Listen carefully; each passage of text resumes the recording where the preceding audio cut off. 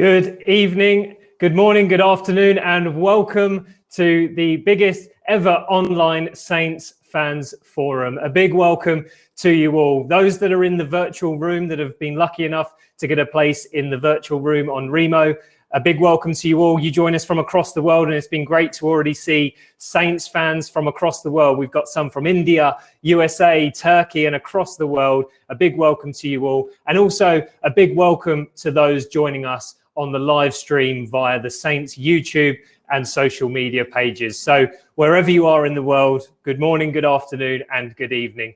My name is Bradley Hatchett. I'm founder of Network My Club, and I will be your host tonight. And we are delighted to bring you this live event, the biggest ever online Saints forum in a brilliant capacity on this platform for those that are joining us in the Remo platform. We've got a Saints branded lounge where you've been able to move around and talk to lots of Saints fans. But I'm here really to push the buttons, ask the questions, and keep things moving on. And given the circumstances, we're very much still virtual. So hopefully tonight, technology is our friend, like the fans forum back in December that a lot of you may have been part of.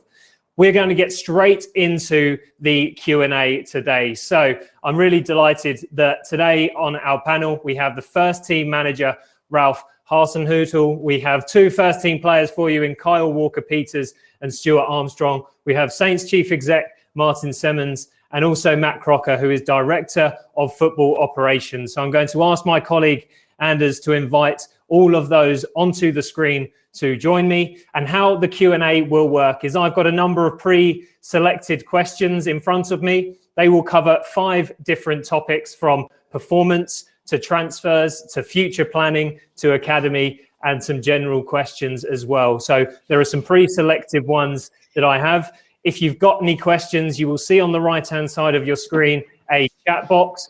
But you will also see a Q&A area. If you enter your questions into the Q&A area, you will be able to vote the questions up to the top, and I will be able to see the best questions that get voted to the top, and they will be the ones that I ask. So good evening, everyone. It looks like everyone's been able to join us, so that's the biggest hurdle overcome. So good evening, Ralph. Good evening, Matt, Kyle, Martin, Stuart. We will get straight into it, guys. And the first round of questions is about performance. So a lot of these questions are to Ralph. There's one for Matt in here. There's also a couple to the players. So we're going to get straight into it, Ralph. And as I said, questions are all performance related to start with. And a lot of the questions that came in about the performance were alluding to the fact that it's been a bit of a season of two halves. So you might see that as a bit of a theme in some of these questions. However, we will get started. And the first question I have here is from Gavin Burgess. So thanks for your question, Gavin. This one is for you, Ralph. With the season coming to a climax, can you pinpoint how the second half of the season has gone wrong? Yes, we've had injuries, but lots of other clubs have too.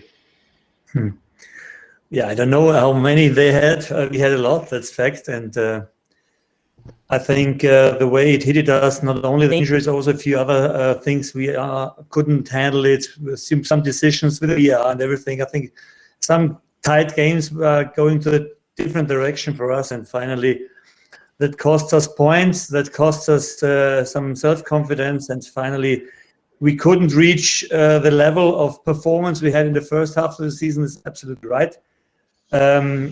This was definitely an outstanding time where we conceded, or where we maybe got more points than we thought we can get. But we have been playing also fantastic at that moment, and also after the injuries, a few players took time to come back. I mean, we have some crucial players in our team: Ingzi, Ori, and some others. Kyle here is sitting. Stuart was injured, so we have players on every position, and we couldn't replace them as we wanted, and that was the reason why we were struggling a little bit with results. I think the game was not always so bad.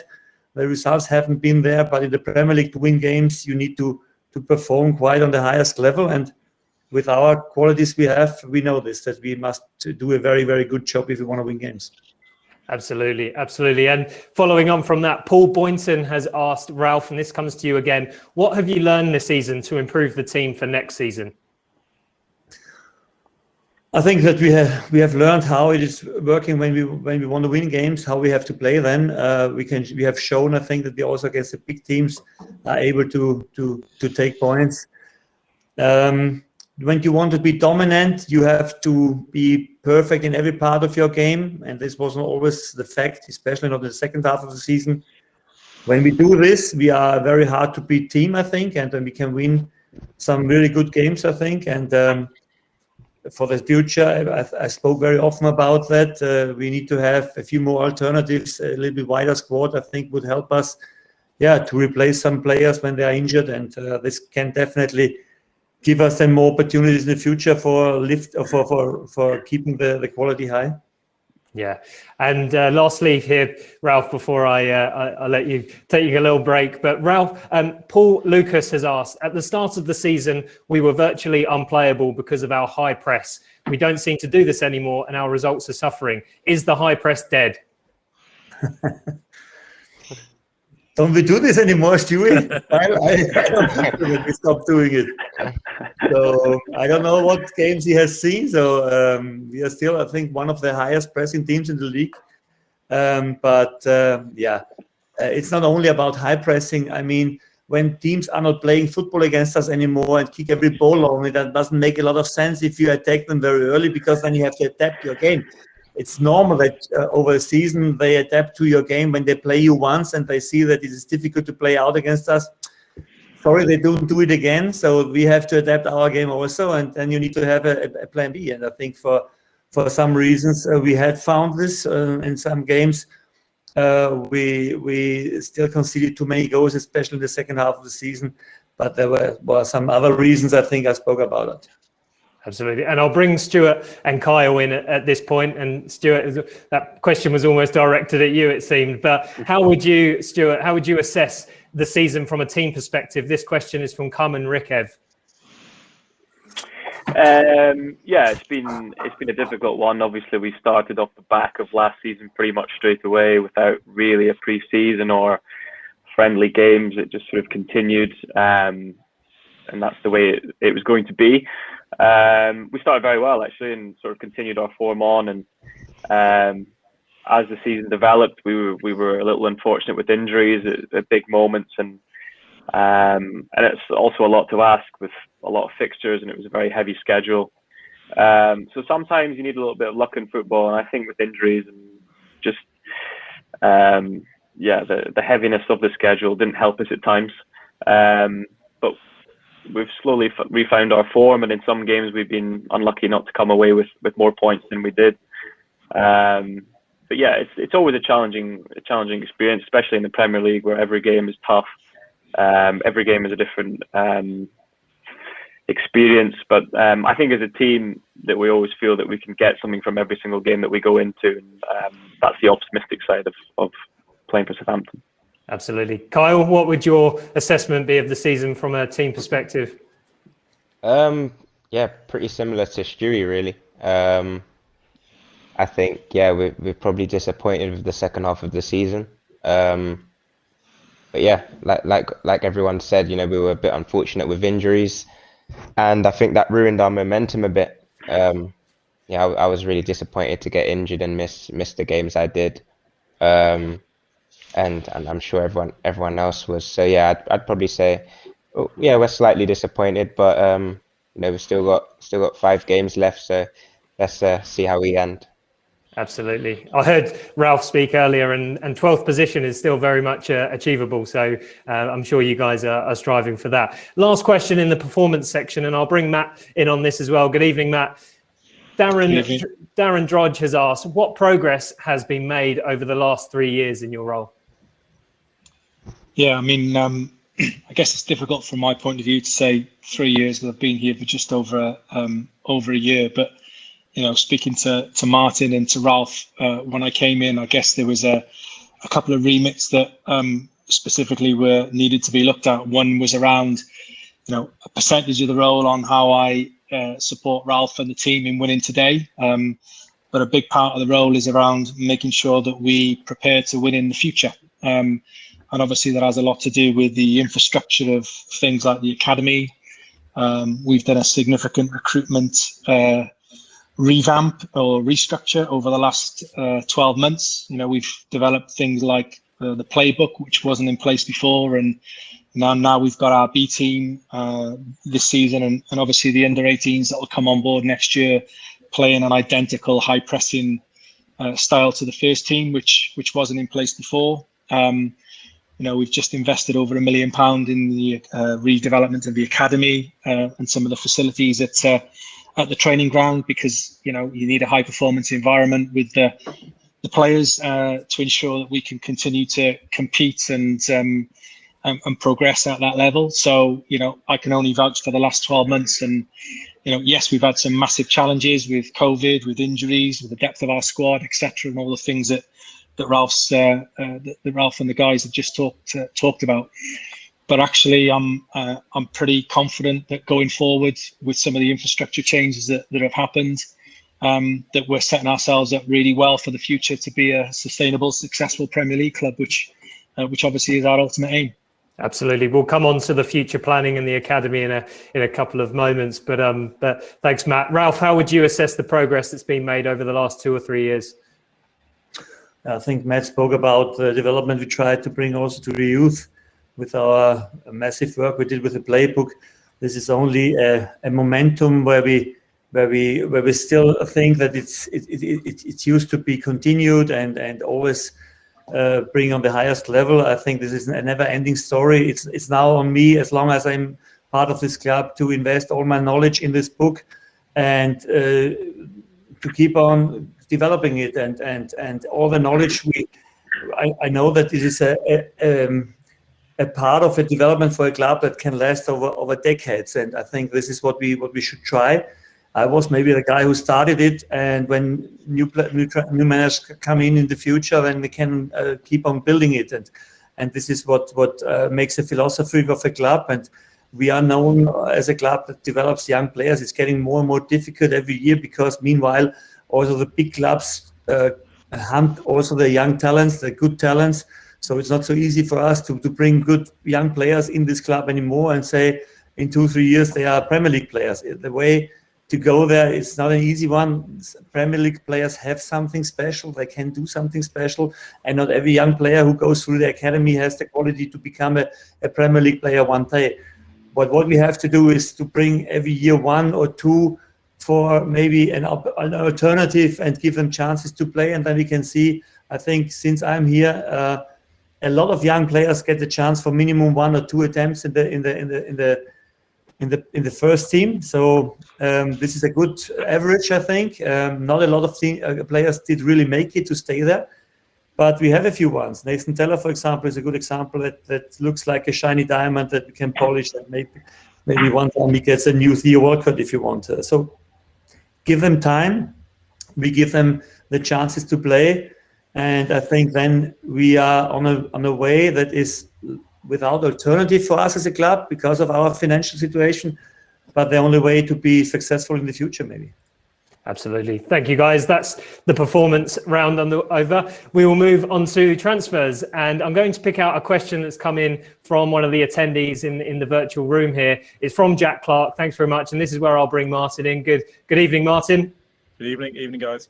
Good stuff. Martin, Jack Clark has asked, first for Martin, Ralph's made it very clear the squad needs investment this summer. How is that going to be possible with an owner who won't invest in our recent 76.1 million net loss? Straight out the gate with that one for you, Martin.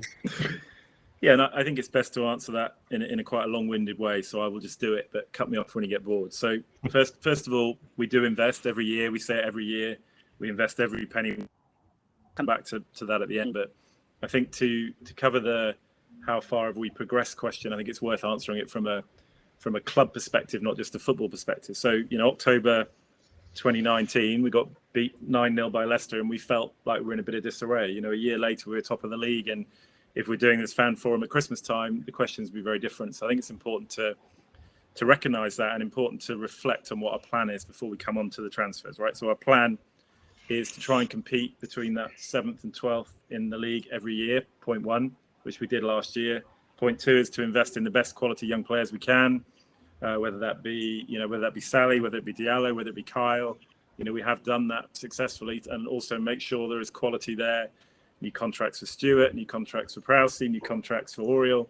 So we have done all those things. So we are hitting that plan. But the last part of our plan, which is really critical, is that we want to shoot to compete to be in that top 6 of the league. So again, we all on this call and everybody within the club recognize the good and the bad of that. Right? We had a moment where we did it and we were all very happy with ourselves and we're in the top 6 of the league and feeling very content. And we had a moment where we went backwards. So, we are aware we went backwards, but hopefully it's temporary and we'll keep going forward again. But, from a planning perspective, there was another question on the chat on my screen about, what's the plan?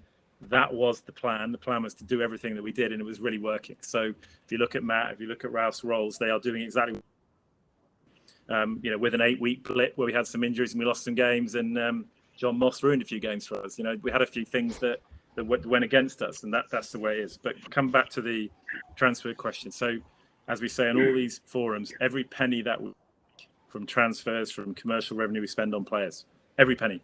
Mr. Gow and the owners before that in Switzerland have never taken a penny from this club, but we are really clear and honest. There's not a huge amount of money coming in from them. We have to generate our own money and we do that. So I think one of the questions before was around, the clubs around us have more money than us. They don't. In reality, Crystal Palace, Burnley, they don't have more money. You wait and see how Burnley manage the next. So we're pretty competitive. It's the group above that where we have a problem. So once you get into Everton and Leeds and Aston Villa, they're just out of our range financially, and we know that, and we have to compete against that. So Ralph and Matt's job is to make sure that we can compete with Leeds and Aston Villa and Everton every year on a smaller budget. We all know that. That's what we all signed up to. Both the players know that on this call. Ralph knows that. Matt knows that. That's our challenge. So to answer your question directly, without banging on too long, the last transfer window in a pandemic, if I remember rightly, Kyle was purchased, Diallo was purchased, Salisu was purchased, Theo came through the door, and hopefully will now stay. So we are buying players. New contracts came in, and we will continue to do it. So we absolutely can compete with the money we've got. Don't worry too much about the losses we make. I mean, again, I know Toby explains it on the meetings we have. The financial loss we make is not really relative to our transfer budget because they are two different things, right? Financial loss of a business and what we can do in player trading is different. But we have to invest this summer, and we will, but we have to invest within our limits, and that's buying young players that give us an unbelievable chance to be successful in the future, while at the same time trying to compete with a great squad by making sure that Stuart stays with us and drives on and improves like he has this year, making sure that Theo comes in an older age and leads the team forward, but making sure that Kyle and Sally and these guys come in and contribute alongside Will Smallbone and Nathan Teller. That is the plan, but I can only reassure people that not only will we spend in the summer, we already are, in that process and very close to doing it. Fantastic. That's absolutely fine. You've probably knocked off 2 or 3 questions in one there. Great. So they keep things moving. Ralph, we'll come to you. This question came in from Mark Jones as a submitted question. What is the most important position or positions for you to strengthen for the next season? Yeah, especially the positions where we have not really doubling up. So Kyle sits here. I mean, we have sent Jan Valery on loan because we were not happy with his development as a player. So we need definitely to bring an alternative for him because we always struggled when he was out or not performing good. Hopefully was not too often. So he played a very good season so far. We have on a few other positions also struggled, left back, for example. And these other positions on the 6th, we had a problem until we found Stuart can also play there. I was very happy that I could convince him to play there, and he was also happy to play there and showed some good performances so far.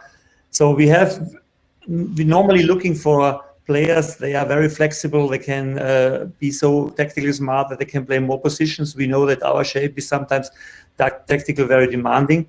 But we need to have a doubling up of especially the fullback positions. This is very important for us, and also for us that we are in the summer again working on different shapes that we are a little bit harder. Sometimes I think with the ball we are very flexible. We change the shape very often. Against the ball we are very convinced about our 4-2 because it is a fantastic shape against the ball. But the switch of these two shapes is sometimes a little bit of a problem. So we will have a look what we do in the future. We are mittlerweile have experience in every shape. We played here since I'm here, nearly every shape. So we will have a look what we do in the summer. Thanks, Ralph. Thank you. And keeping on the subject of transfers, and I'll bring Matt back into this, and Martin, feel free to contribute to this answer afterwards. But Matt, this question was from Adam Colmer. Thanks, Adam, for the question. What impact will COVID have on the ability to back Ralph in the transfer market this summer to ensure we step the squad forwards to be able to compete next season? I probably think Martin's covered a lot of that. Clearly COVID has affected every football club, and we've been a victim of that along the way. But as Martin said, there's a plan behind the scenes. Myself, Ralph, Martin Glover, Martin Semmens have regular meetings around the depth of the squad and how we go about adding to that in the summer. I think it's really important to point out that we've done our research historically over the last 10 years where we've brought players in. There's sort of 5 key fundamentals that when we've done certain things in terms of the transfer market and recruited from certain areas, a certain age of a player, the number of eyes that we've got across that player in terms of reports, the types of leagues that they're coming from, the minutes that they've played in that previous season for them, it's significantly increased our success at being successful in the transfer market in terms of those players coming in and having an impact straight away in the first team, and then potentially having some future sell-on value for us. So we have to be, I guess through COVID, we have to be really strategic and stick to our recruitment principles. I think where we potentially have gone wrong in the past is we've made recruitment decisions that don't fit within our principles of the club and what we've been successful on, and we've steered away from that. So, I guess a big part of my job is to make sure that we stick to the plan. So, we don't get too giddy when an agent suggests, a player to us, that we do our research on all of the players. But obviously that research is then backed up, and we present the players to Ralph that fit within our profile of players and our recruitment fundamentals.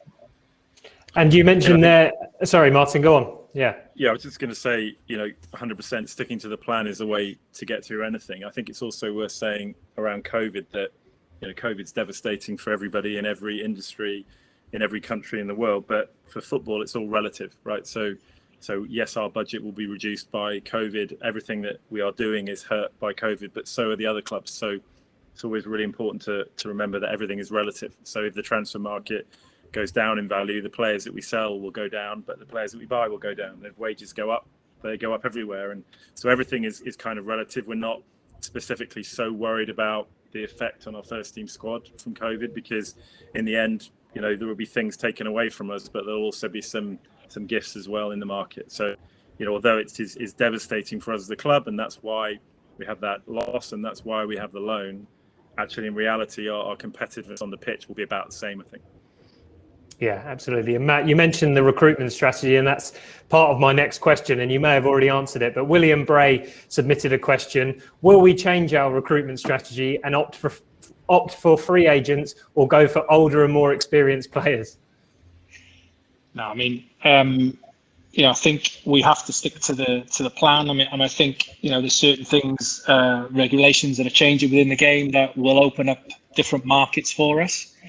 And we need to be sure that we cover those markets off really, really well with, particularly things like South America might be a real opportunity now with Brexit changing and some of the regulations that are coming up.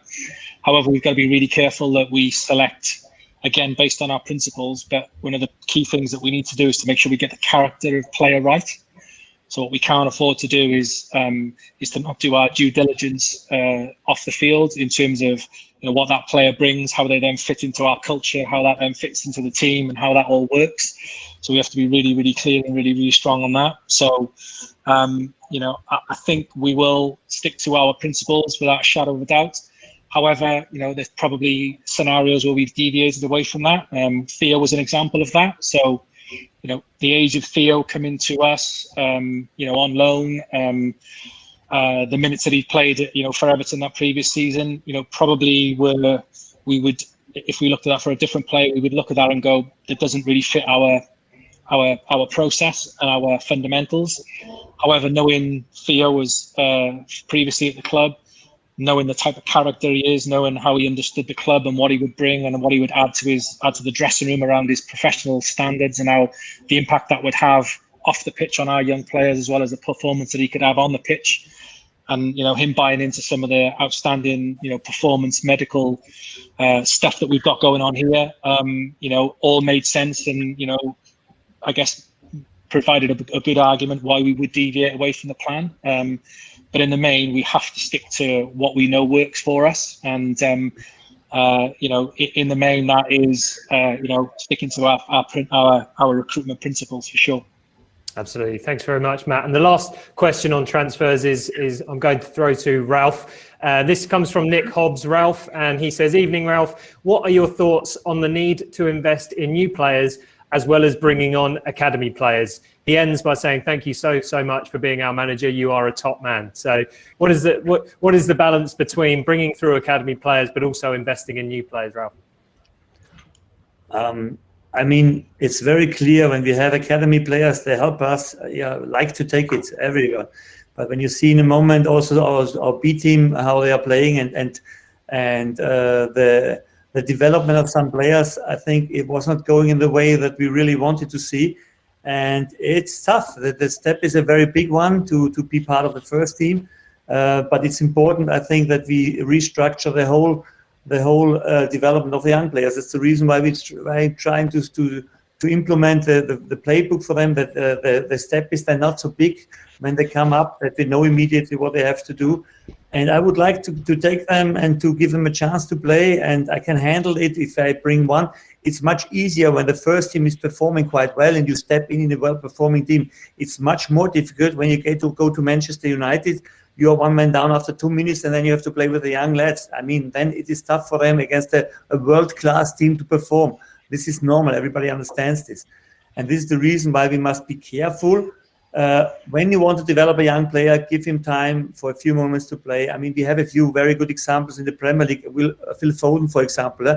How good is this player, and how long did it take until Pep Guardiola gave him more time to play? And everybody said, he must play more. No, he knows exactly that it is necessary to give them a few minutes and then let them sit out again, and so that you don't destroy them, because this is a big danger. When you're too quick, want too much, then it can happen the opposite. And this is what we have to pay attention. And that's the reason why I say, yes, young players I like to use, but in some moments you need the experienced ones, and you need the guys. They are longer in the Premier League. And they also don't do everything right, but they know how to handle it a little bit better. And that's the reason why there's not only one way possible. Absolutely. Thanks, guys. And we'll move on to future planning. And again, this is mainly going to be Ralph, Matt and Martin. So Stuart and Kyle, I will bring you in. Don't worry. There are some questions out there. But on the topic of future planning, and this is to you, Matt, this is from Rosemary Robinson. So thanks to you. Thanks for the question, Rosemary. She's asked, what is the club's 1 to 3 year and 5 year plan? Where does the club see itself sustainably positioning itself in the Premier League? Yeah, again, I think Martin's probably answered a little bit around the vision of, let's be a competitive, top half Premier League side that can push for Europe, for sure. And, clearly, if you look at our results across the whole of the year 2020, I believe that our performances or our results, number of points that we accumulated would have meant that we were a top 6 side. Obviously, 2021 hasn't looked like that, and it's been a tough couple of months. And I know we've talked about depth of the squad, etc., and some of the injuries that we've had that have added to that. But I think, again, if I look at it two ways, so if I look at what Ralph and the team are going to need to continue to be successful over the next couple of seasons, some of those obviously revolve around greater depth in the squad. So from Ralph's point of view, wouldn't it be brilliant for us to have 2 or 3, particularly 2 or 3 deep, strong players in every position, to mean that we can, when we have those difficult moments where we've got lots of games in a small period of time. So I think we've now got 5 games in the next 16 days, which is crazy, to have the ability, like some of those bigger squads, to rotate, and Ralph to rotate with confidence, knowing the players are going to come in, can hit the ground running and deliver the performances of the previous guys would be hugely be great for us to be able to do that. I think we have to be honest and realistic and say that some of the young players who have stepped up have done well, and Nathan's a good example of that. But we've also had some young players who have been around the environment that haven't stepped up and grabbed that opportunity, and have been up probably because of circumstances rather than deserved opportunities. So again, we have to balance the depth of the squad to make sure that there are some pathways available for young players to step up, and those pathways are not blocked, but only for the few that absolutely are ready and really deserving of that opportunity, and then have the opportunity to grab it once they're there. So there's definitely a little piece around depth of the squad. There's definitely a little bit around our new player insights team, which is our new recruitment department. So allowing that to bed in. We've now got 5 full-time European scouts out. We've got 4 actually full-time in the UK, looking at players between the ages of now 17 to 23, based on Brexit, and we should start to see that bear its fruits in the coming months, and certainly into next season, around better reports, better in-depth reports, both on the pitch and off the pitch, around character, types of players, and provide Ralph with a better lists of players that hopefully we can select from. I also think from a first team point of view around the training ground, again, we're developing. We're doing some work in this summer now, turning pitch 2 into an identical pitch to St Mary's, which basically turns it into a Deso, which is a significant investment. We need to build a high performance gym for the team. Our gym is a small gym, and it's a rehab gym. So we need to develop the infrastructure that you can physically see within the environment to ensure that we're still up there competing at the highest level with the Premier League, because our game is a very physical game, and we need the best facilities to be able to make sure there's no excuses for the players and the staff to really get the players at that physical level, which is going to help us on the pitch. So, I guess in terms of winning today, they're the things that are within my focus. There's then the sort of long-term stuff that I'm sure we'll come on to around things like the academy. Clearly results from and performances of our under-18s and B team have been very, very mixed. So, I felt they were good first half of the season. So, when I look back on, I think it was November, when I think the first team had just beaten Newcastle on a Friday night for us to go top of the Premier League. And then we beat Man City at home 5-2 with probably what you would call our B team players, our strongest B team players. I think Man City were only beaten once or twice the whole of that season. I think it's shown what we can achieve and the quality of players that we've got here. What we haven't got is the depth of quality, and I certainly think that we need to improve and invest in recruitment of younger players, and we need to provide better players, because we haven't got that strength in depth that I feel our academy has always had. I also feel there's a piece around mentality and resilience and desire, and it's probably the modern game now, but I think some opportunities have come too easy, and things have come too easy to some players within our academy, and we have to provide greater challenge because it's a tough industry that they're coming into. So we need to support them, but we also need to challenge them more. So I think there's a lot of work to do within the academy to make sure that we can provide Ralph and the club with the quality and depth of players that he can have total confidence or be ready to step up and play for the first team, whether that be, against Newcastle United or Manchester United away. And at this moment in time, if we're really honest, brutally honest, looking ourselves in the mirror, we haven't got that, and we need to be better. Fantastic. Thanks very much for that answer, Matt, and hopefully that answers your question, Rosemary. Coming to you, Ralph, James Goodridge asked, and we won't look too far ahead, we'll look to next season. What are your ambitions for the 21-22 season, Ralph? Yeah, I think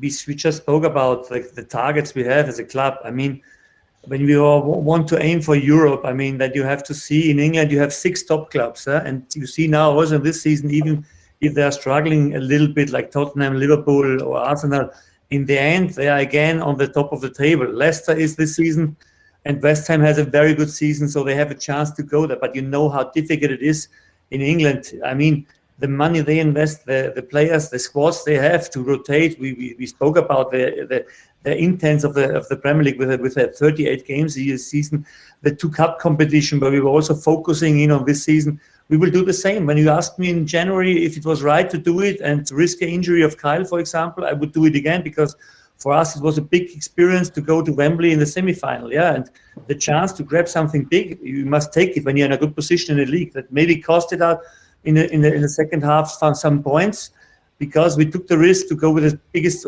strength in these games. But this is what we are aiming for, and in the end, I think this is the target also for next season. Have a good season where we are never in relegation threats, and then also have a chance to win maybe a title with a cup. I think in one game we have always the chance to win, also against the big teams, like we did this season against Arsenal, and then you have the chance to win something big maybe. But when you see this, the semi-final of the FA Cup, there were 3 Champions League teams and we.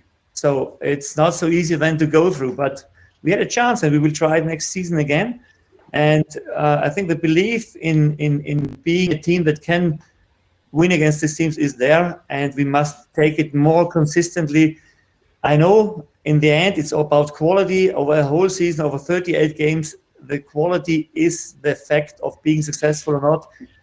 If you're outperforming for a short term, you get a lot of points, but it's not possible to keep the level high for so long when you don't have the depth in the squad. And I think this is what we try to get in the next season, but we said that it is not so easy for us. Absolutely. Thanks very much, Ralph. And Martin, I'll bring you in. This is away from the men's team. Neil Langridge has asked, will the women's team get more opportunities to play at St Mary's, and would the club consider double headers to help maximise support for them at matches? Yeah, they would. I mean, Matt runs the women's team. He could help them, but yeah, we'd love them to play there. We'd love the younger ones in the academy to play there more often. There's no reason why they can't. I'm not sure whether Matt can answer this question or not, but there are specific rules about double headers and certain times we're allowed to do it. But I believe we're allowed to do it. Do you know the rule on that, Matt? No, I don't know the rule on that. What I do know is, we played another women's game at St Mary's recently. I know obviously at the moment it's behind closed doors.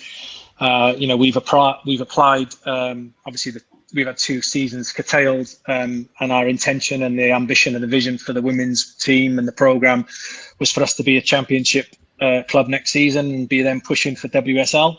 And obviously, we've had 2 seasons that have been halted. But what we've been able to do is to apply for upward movement within the tiers and structure, which would move us one league off being in the championship for next season. We've submitted our application and we're waiting for feedback, and we've got a really strong case based on our results, infrastructure, support of the club, and obviously playing at St Mary's. I think we had 5 or 6 odd thousand when we played Coventry in the FA Cup there, and more of those types of games, and the growth of the women's game is obviously an important element of what we're trying to do as a club. Great. Thank you very much. Hopefully that answers your question, Neil. And we'll move on to the academy now. So, Matt, this probably applies to you again. So a couple of questions in here. So, Matt, Andrew Brand has asked, what has changed in the club's approach to youth development? Talented players are making it into the fringes of the first team squad. However, the Premier League 2 and under-19 results indicate a lack of depth. Is youth development still an important ingredient for Saints? Yeah, I mean, you're probably talking to the converted here. I mean, coming through and running the academy for 7 or 8 years in a really successful time for the club. I think it gave us, in really difficult times when we were in administration, when we came out of administration and we were growing again as a club to get back in the Premier League, players, young players and player development through the academy enabled us to survive as a club for one, and then to go on and grow into the Premier League club and team that we are today. So, I think it'll always be at the forefront of our thinking. However, I think as it's, I'm not going to shy away from it. Winning the B team games and winning under 18 games is not the priority, but we need to be competitive. And in some games, I feel like as if we haven't even been competitive in what I've seen. Now, there's 2 things for that. One, I've already mentioned around quality of players. We have very young sides because we've got the bulk of the B team stepping up training regularly with the first team. We've got the 18s, them stepping up to the B team, and some of them guys just aren't ready, and that's the fact of it. And some of them just aren't good enough. So, the depth of that is all affected, and we need to look at how we better address that for sure. So, I guess there's a lot of work going on behind the scenes to begin to get that right for next season. So. We'll do all we can behind the scenes to put that right. But it is a challenge, and it's certainly not something that's going to be fixed overnight. We've had some good successes with some of the young players who have gone up. We've already mentioned one or two. But when we were coming through this period when we were growing as a club, so James Ward-Prowse made his debut in the Championship. Adam Lallana made his debut in League One. They were given, it was a lesser level. Now these players have got to go in, and not only have they got to be able to survive in the Premier League, when you look at the teams in the Champions League finals, they've got to be players that can compete with the best teams in the world.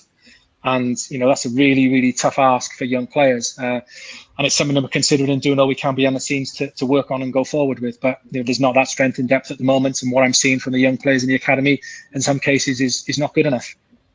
Thanks. I think Bradley, if I can just quickly, it's always really important to separate the desire and the ambition from the reality, right? So if we produce 10 Luke Shaws one year, it doesn't mean that we've invested more or we've tried harder or we care more about young players. It's just that those players are there or they're not. But again, we'd all like to do better and we'd like to do well. And I forget the number, but when we beat Liverpool at St Mary's, I think we had 8 at some point during that game. Maybe it was more than that. I can't remember. And I remember Liverpool guys came in to see me afterwards and went, "How have you done that with 8 or 9 people from your academy?" So, it's not been perfect this year because of injuries, because of lots of things with COVID.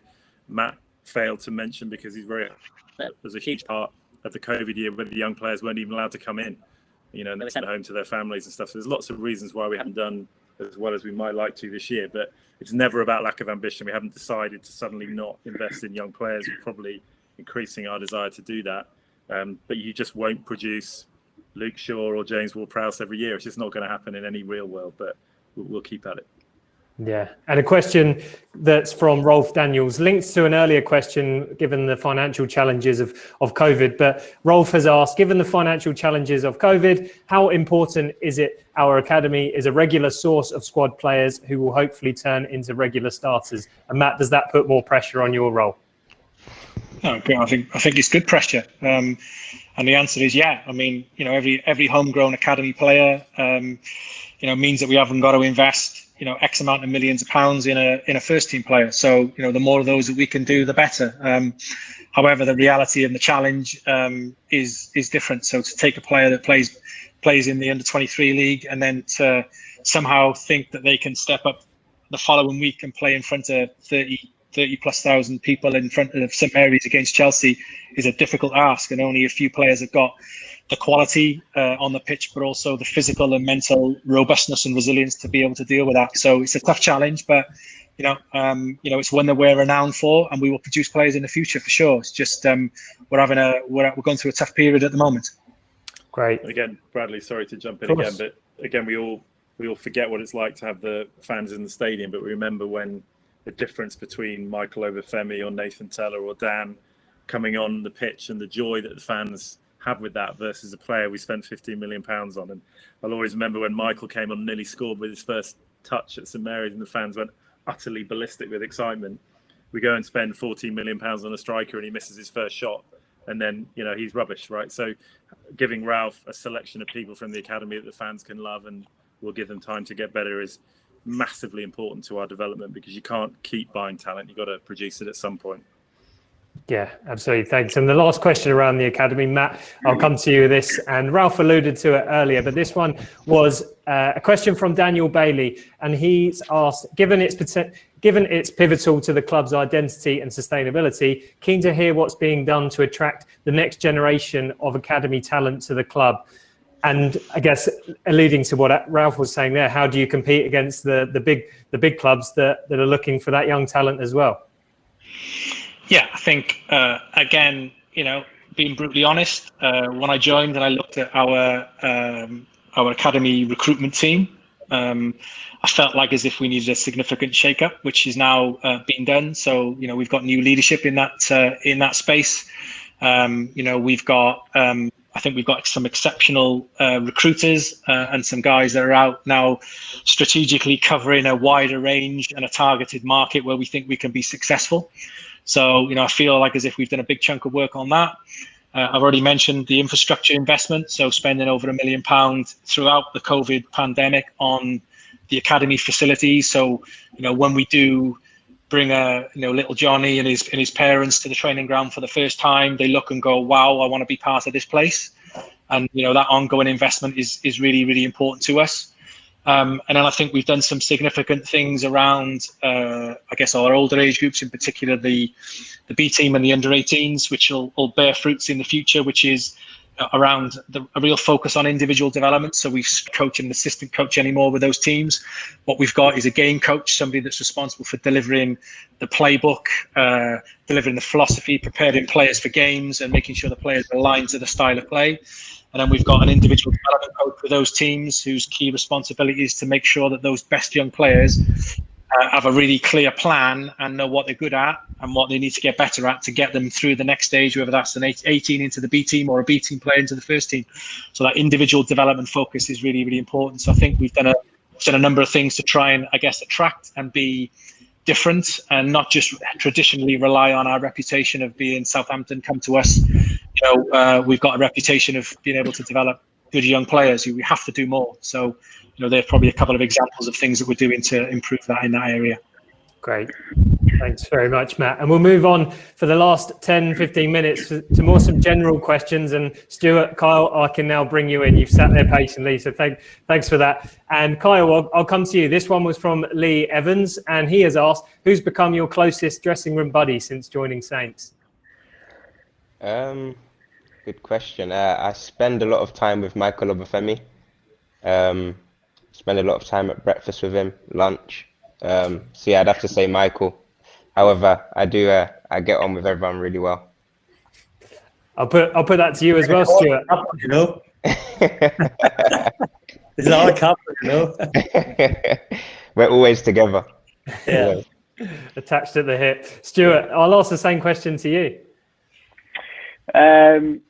Yeah, to be honest, the changing room is full of interesting characters, a lot of different characters, good guys. Ori Romeo was very friendly when I first came, very nice guy. Obviously, Pricey, spent a lot of time with,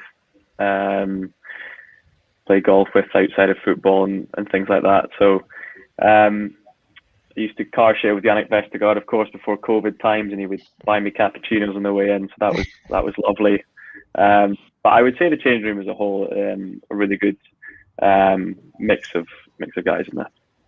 Good stuff. And staying with you, Stuart, and I'll ask you the same question, Kyle. Stuart, this is from Lorraine Beckett, asked this question. What have you missed the most about not having fans in the stadium this season?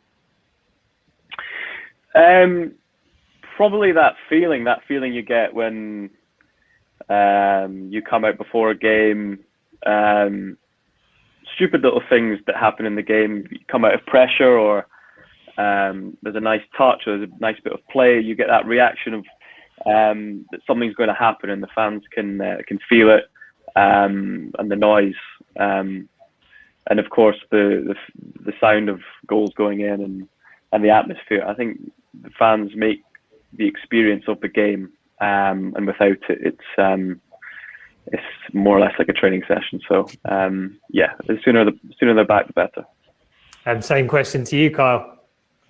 Yeah, no, I think I was speaking to Theo Walcott actually, as we were traveling to Wembley for the semi-final, and as I'm sure you know, he's played in plenty of semi-finals and finals, and he was saying, he misses, when you're on the coach and you see all the fans walking towards Wembley, those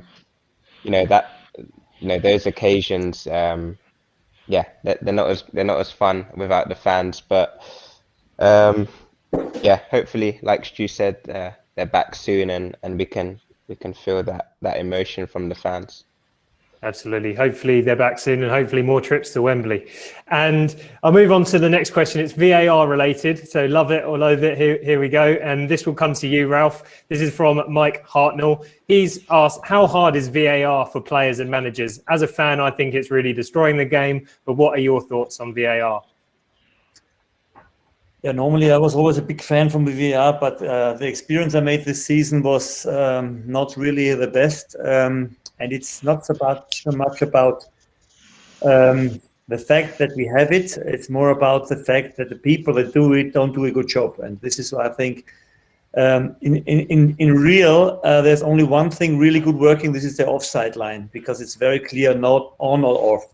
And even there, you can discuss if it's necessary to be that strict, but okay. This is the only thing that you can really say. But every other decision, if it's a foul or a hand, is for me most horrible decision so far. And the fouls, yes, maybe also, but it's still not on the level we need to have in the best league in the world, to be honest. And that has to improve. And yeah, you have to have people sitting there.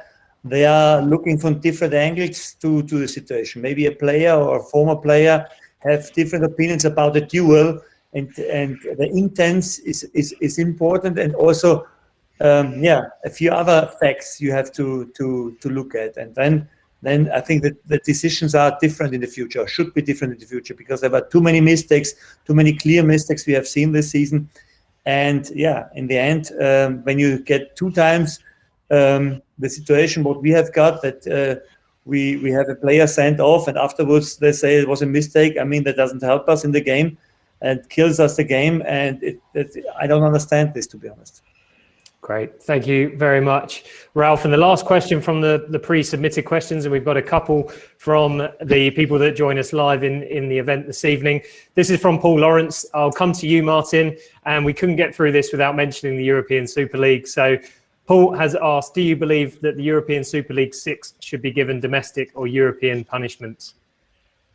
No, I don't actually. It's a pretty horrendous experience for everybody in football. I remember sitting down with Prowsey the day it was happening and going back to COVID, saying it's tough actually for the players, because you look at them as kind of superhuman FIFA characters, but they're actually humans, right, who have lost a year of their career with no fans, which is a shame. And now they're getting this shit, if you have my language.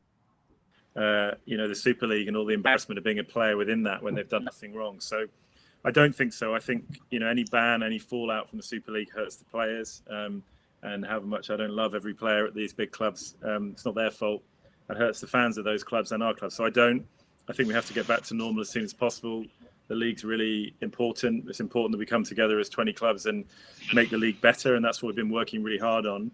Should there be consequences for the individuals that were stupid enough to do it? Yes, but they are individuals, not the clubs and not the fans. But I'm deep in the middle of that process, and I'm confident we'll come out and we'll never hear the word Super League again, ever. I'm sure a lot of people are very happy about that. Thanks very much, Martin. And we'll take some questions from those that join us in the virtual event. And this one is for you, Martin. This one's been voted up to the top. It's from Jack Lambden. He's asked, given that we haven't heard from the owner since the day he bought the club, can you elaborate why he invested in the first place and what his intentions are for the future? Yeah, I can. I was hoping you're going to go with a Stuart question about how good his hair was, but that's coming. That's coming. Don't worry. We'll go with this one instead. So I can. He doesn't communicate. He doesn't speak English, and we think it's better that the communication comes through us. He bought the club because he is an investor in sport infrastructure, building stadiums, teams, national teams in China. And bought the team because he wanted to develop football in China, because that's what the government asked him to do. Within a few months of that deal being done, the government asked him not to do that anymore. This is very public knowledge. China seems to be pulling away from football. So it became a very difficult situation for him. And I can only say the same. I say always, he's a good guy. He's not doing anything bad. He's not doing anything to harm our business or our club or our fans or our players. He lets us get on and run the club. I don't think it's been an ideal situation for him either. The intention of the future is to support us, which he is. And again, I say we're losing millions of pounds every month, and we're still competing. Nobody's not being paid. Players are still being bought. Contracts are being signed. Everything is okay. But I think the future will look different, and we've not hidden that. I think there will be a different investment structure in the future. If I'm honest, I thought it would have happened by now, but it hasn't quite. But at some point, something will happen. We don't quite know what it will be, but I can only tell you that we're fighting incredibly hard to make sure it's a good deal for everybody in the future. And when we have it, we'll tell you. Great. Thanks, Martin. And you mentioned it there, and I will come to Stuart. Hassan in Turkey has asked Stuart, Great. what do you use? Well, yeah, absolutely. This is what everyone's here for, really. What do you use in your hair, Stuart? It looks so beautiful. I asked Kyle what he used when he first joined. So I was really impressed with it. So I've been using that stuff ever since.